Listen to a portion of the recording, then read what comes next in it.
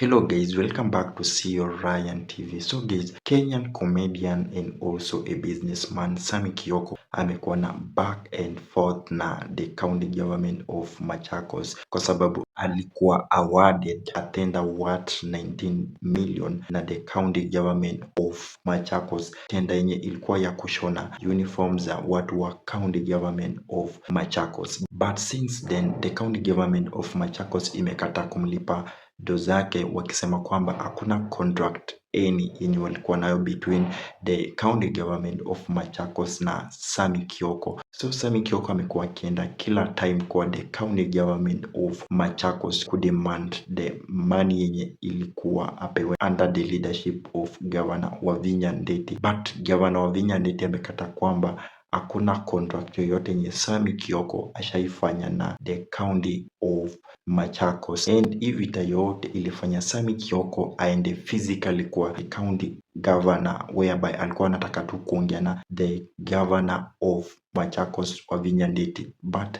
alizuiliwa at first cause alikuwa ameanza kuleta ile rapsha ya kuprotest. Remember, the county government of Machakos ilimtumia 20,000 Kenyan shillings only via M-Pesa. Sammy Kioko aliambia Wakenya venye alitumia that amount of money, of which aliona ni kama disrespect kwake, kwa sababu out of 19 million Kenyan shillings the county government of Machakos ili decide kumpatia only 20k ama 20,000 Kenyan shillings. So Sammy Kioko alipatwa na hasira, kadecide why not aende asset protest kwa the county government office ya Machakos, of which polisi walikuwa hapo, and also the guards were the governor of Machakos Wavinya Ndeti. And after some confrontation na the officers, Sammy Kioko alikuwa assaulted, alipigwa na the officers, and at first alipeleka kwa Athi River Hospital, but because of the influence of the governor, inasemekana governor aliamrisha Sammy Kioko asitibiwe kwa Athi River Hospital, so ikalazimika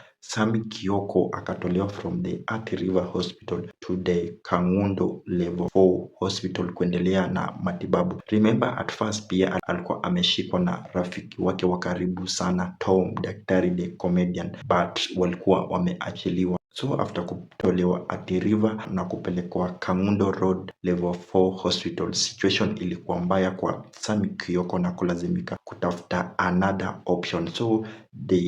So wali decide kumtransfer from Kangundo Road Level 4 Hospital to Nairobi West Hospital, whereby anaendelea kupewa matibabu up to now as we talk. But the big question yenye people wanauliza ni venye hii contract ya Sammy Kioko na the county government of Machakos haina any written agreement, cause kungekuwa na written agreement maybe Sammy Kioko angetake another part ya kupeleka the county government kwa court na kureport this matter, but up to now hakuna kitu yote imefanyika. So up to now ni riski sana other leaders maybe kuingilia ili kusaidia Sammy Kioko. Hakuna contract inaonyesha Sammy Kioko alisign na the county government of Machakos about tender ya kusupply uniform. So let's wait mpaka venye Sammy Kioko maybe atapona ama atapata nafuu ndio atueleze venye kutaenda, ama kama atadecide kuchukua zile legal action na